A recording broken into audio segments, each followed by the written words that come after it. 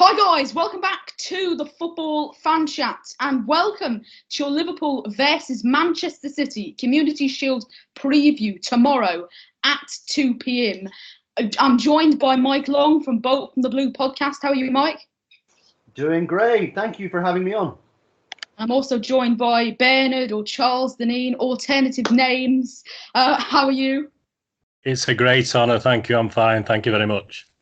Okay, looking ahead to the game tomorrow, what are your thoughts on the game? What are your thoughts on Manchester City's pre-season, and how do you think both teams will approach the game? I'll start with you, Mike. Oh, wow. 3 questions in one. Okay. Well, regarding how we'll approach the game, you know the way Pep approaches every game. He wants to win this, and he'll pick his strongest team. And I don't think it's a question of laying down a marker or a psychological advantage, but Pep will want to win it. Obviously, this kind of game where he comes from is normally known as the Super Cup. Mm-hmm. So it might not be a trophy to us, but it's a trophy in his mind, and he'll want to win it. Yeah, he's always very determined. Yes, there is also some question about how ready Liverpool are for this.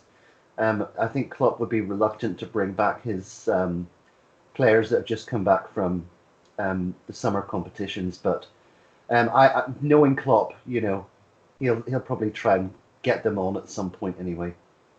And do you think, one final question to you, Mike, do you think that Liverpool will go with kind of a weakened starting 11, and City with Pep will always go with a very strong lineup? Because he always seems to want to go with a strong lineup and has the determination to win any game, whatever competition it is, even if it's a friendly, a pre-season friendly, a tournament, whatever. He wants to always go with that determination to win. Yeah, that's just his personality. It's in his DNA. I mean, he can't switch off. If you've read Pep Confidential, the book about him, I mean, he's just an absolute fanatic. And as for Klopp, well, if you've been watching Twitter this week, you'll see that he's been trying to get his excuses in early. Mm-hmm. And one way that he can write off this as a loss is basically to say, well, we didn't have our best players out. And of course, he's been making that point in interviews that he's explained away Liverpool's poor pre-season form by saying that they were absent 5 players. But of course, City were absent 5 players as well. I mean, he failed to pick up on that. The wind, or whatever he wants to blame it on. Your thoughts on the game, Bernard? Yeah, I mean, like Mike was saying there, I mean, Klopp and Pep both want to win this. I mean, they're definitely both up for it. And as he said, Pep doesn't sort of play these mind games. He never has, but obviously Klopp does these little digs. And I think when he said he had 5 players missing, I think we had 6 or 7 missing. So, I mean, it's as always preparing to be beaten. Psychologically, I think at this point in time, I think Pep's got a psychological advantage over him. Now, whether that'll change on Sunday, I don't know. But at this point in time, I think Klopp's running a little bit scared now. Yeah, definitely. I think it'll be a pretty dead game because if you look at it, I think Man City and Barcelona are quite similar because when Barcelona played Chelsea 10 days ago, what happened was Barcelona would just play tiki-taka football where they go 1-2, 1-2, 1-2, and then they play a bit of dead football and then they'd turn it on again. I think that will be the kind of game, but I think both teams will go for it, but I think it will be a bit of a dead game because it's 2 amazing teams who have the ability to cut through very well, but I don't think do you think that they'll really go out there with that massive? Because you don't really want a big player like David Silva or Kevin De Bruyne or any of your star players. You've got loads of them to get injured in this like stupid games. You don't want to go full throttle at that, but you do want to try and win it. Would you agree with that, Mike? That could very well be true. I think that certainly in the first half, I wouldn't anticipate too much frenzy and excitement. But I think that what tends to happen is that they would kind of go for it in the second half, and especially the second part of the second half, and see if they can get their glory for the day. But yeah, Leroy Sané sticks in a couple of goals and we win. That'll do me. I think it'll be quite a tight game. I think it'll be. Do you think it could go to extra time or penalties? Do you think it could go that far, Bernard? I mean, it's funny. If you'd asked me yesterday, I was quite confident that City would win 2 or 3-1. But today, I'm obviously an old-fashioned City fan. The pessimism started to come in, and I'm thinking now 2-2, 2-2, and it'll go to penalties. And who will win then? Liverpool. Oh well, depends. If we've got Bravo in net, we may have a chance. Well, penalties, anything can happen. Because looking at your pre-season bit, you know, Wolves obviously beat you. I think it was 4-3 in that Premier League Asia Trophy or whatever it was. But it's anybody's game. You know, we could beat you. Yeah. We beat you 2-0 at the Bridge. I hope you remember that one. And you know, anybody can beat you at times. So I don't know whether City are beatable, but it depends on what City turns up. I think, you know, they haven't had very competitive football. So I think in the first half, it could be very slow. They need to kind of get into their rhythm a little bit because it's kind of, they're just coming out there and it's kind of building it up a little bit. One little discussion I do want to talk about is, what are your thoughts? Do you think that the Community Shield should be boycotted or got rid of? Because I know it supposedly goes to charity and all this, but the FA supposedly just, I've heard rumours that the FA keep all the money and they kind of just want it. And it's like, there were some ticket rumours, I don't know how much tickets are actually going for. There was some ticket rumours that these tickets were going for like £60 or something, which is like ridiculous. So the FA keep putting it up. And as you said, Bernard, you wouldn't go down just for a glorified friendly, you know, with all that money going down to London and paying a train ticket. I don't know why people would do that. And you also have a look at the Super Cup as well between Chelsea and Liverpool. Why would anybody go out to Istanbul for that? But do you think that the Community Shield should be given up on? Because, you know, if you look at it, Liverpool didn't qualify for this one. Liverpool were just thrown in. And it's like, if you're a Liverpool fan, it's like rubbing salt into the wounds. It's like, oh, you came second, but we've got nobody else to put in. So because City are the greats. And I won't bloat you up too much, but City are the greats, and we just need to throw somebody in. So, do you think that the Community Shield should be given up on? I don't think it will be, because it's a money-making way for the FA. I'm going to start with Bernard on this one. Yeah, I think the thing with the Community Shield is, I think the problem is London. I mean, why don't they have it at Anfield or the Etihad? If they give us 20,000 tickets for Anfield, there'll be 20,000 City fans there. The atmosphere will be tremendous. Too late.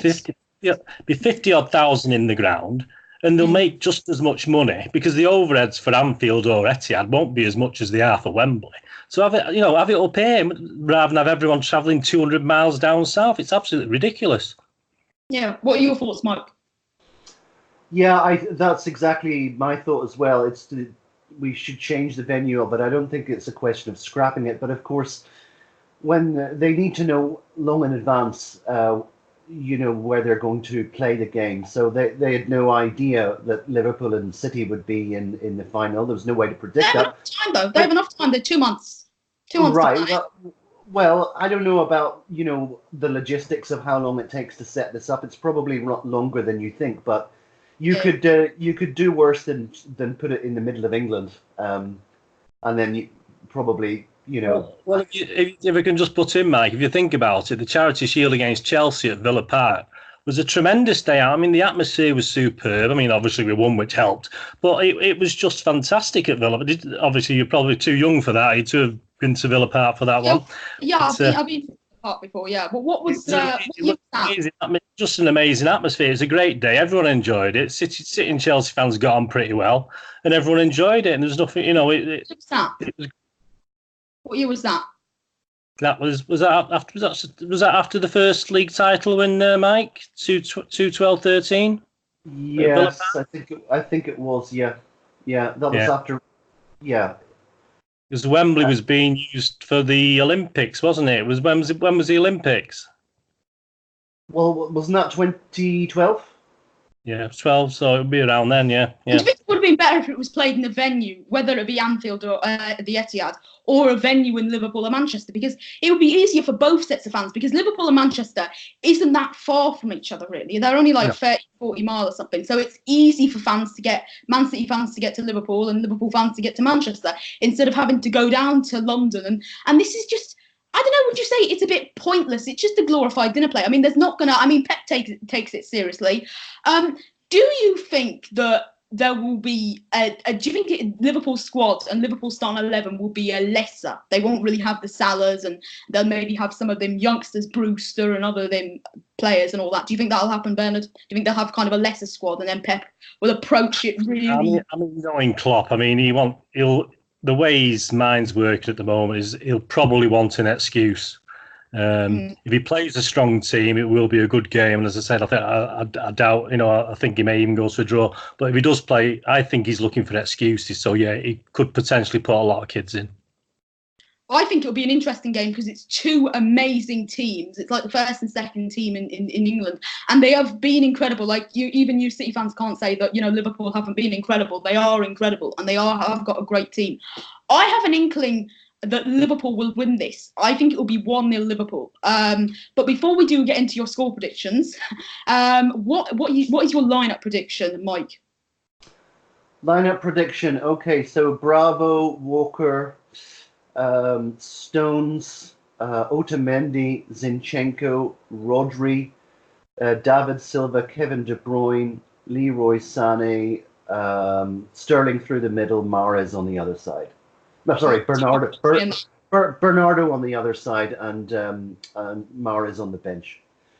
And do you think if players like Rodri and Angelino, if they get in, because if they just have this kind of preparation, if they have a bit of a preparation, they kind of get used to how English football is, and then get into the proper stuff where you start thrashing teams up again. Who would you play on the first day of the season? Is it West Ham? Is it West Ham?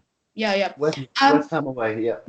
Yeah, and what would be your lineup then? Is it very similar to Mike's, Bernard?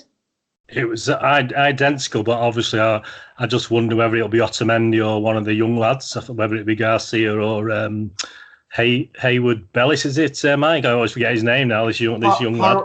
Yeah, Harwood Bellis. Yeah.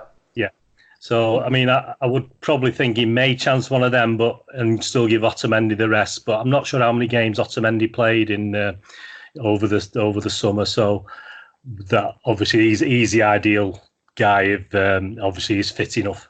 And what happened to Laporte again? Injury in training, I believe, just a slight. No, but they are saying he could miss the West Ham game as well. Okay, right. And he's a pivotal player. Wouldn't you agree, Mike? Absolutely, yeah. A pivotal player, Otamendi on form. Yeah, I mean the season before last he was amazing, but I'm not quite sure I'd use the word pivotal, but definitely for this. Talking about Laporte as pivotal player. Laporte. Oh, I beg your pardon. Yeah, Laporte is a pivotal, but then again, it is a pre-season friendly.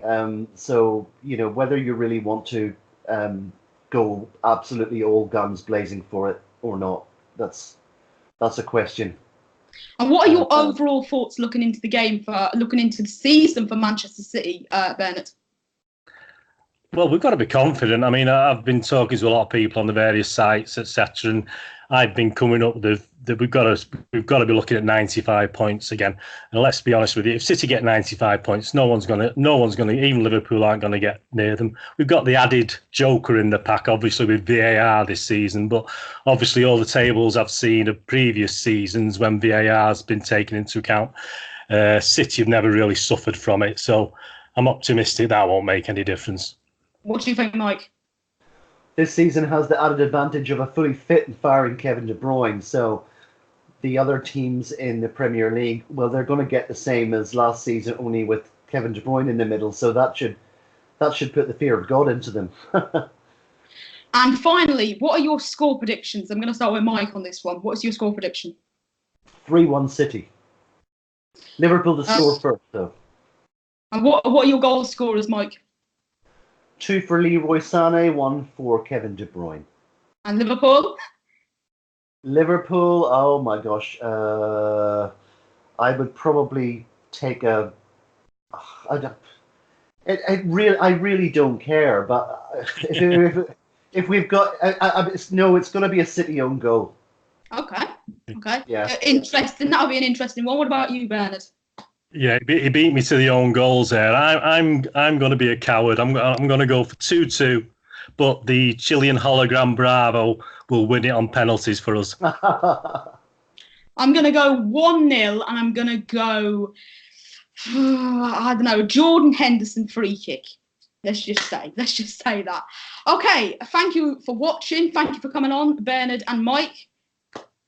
Thank you. You're very welcome. It's been a pleasure. Right. If you just want to shout out your podcast, Mike. Yeah, the podcast is the Bolt from the Blue podcast, available on iTunes, Spotify, SoundCloud, and pretty much everywhere else you get your podcasts from.